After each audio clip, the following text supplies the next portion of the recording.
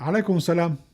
اهلا وسهلا بكم احبتي في برنامجكم لحظات قرانيه، وهذه الحلقه رقم 535، وفيها نتوقف مع قول سبحانه وتعالى: ما فرطنا في الكتاب من شيء، الايه 38 من سوره الانعام.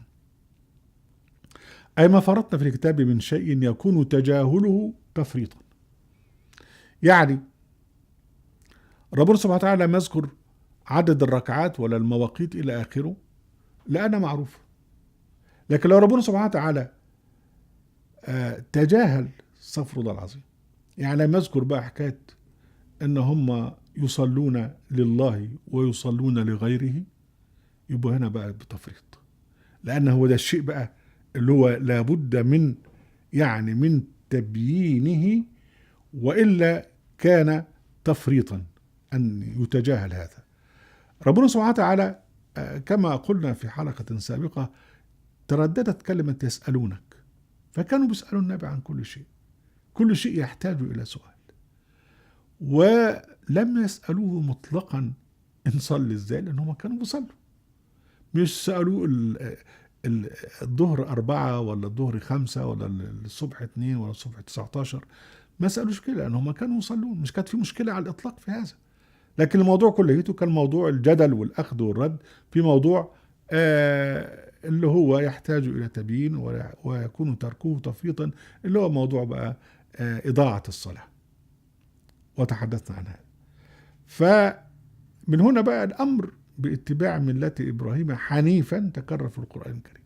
يعني ملة إبراهيم أنتم تتابعوها، بس تتابعوها مخلصين لله سبحانه وتعالى الدين، ده معنى كلمة حنيف.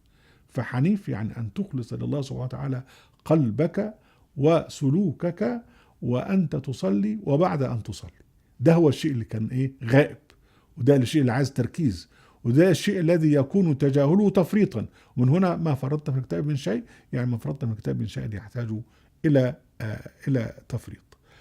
وطبعا ذكرنا أن المساجد الله فتدعو مع الله أحدا، ومن أظلم من منع مساجد الله نذكر في اسمه، وأن في مساجد وأن في كذا إلى آخره.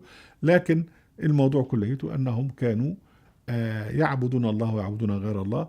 وفي أول يعني أول سورة اقرأ باسم ربك الذي خلق، ربنا سبحانه وتعالى يقول يعني أرأيت الذي ينهى عبدا إذا صلى، وهم في الآخر كلا لا تطيعه واسجد واقترب. يعني هو كان بعد ما ابتدى يصلي لله سبحانه وتعالى وحده ويبتعد عن القبور المقدسة الموجودة حوالين الحرم، فجاءه أحدهم ينهاه عن هذا، فربنا قال له كلا لا تطيعه واسجد واقترب.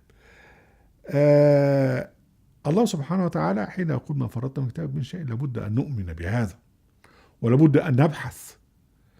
أما بقى أن نكفر بهذا كما فعل السنيون الذين يقولون بقى طب وفين كذا وفين كذا، يبقى دول يسعون في آيات الله معاجزين وعن جهل.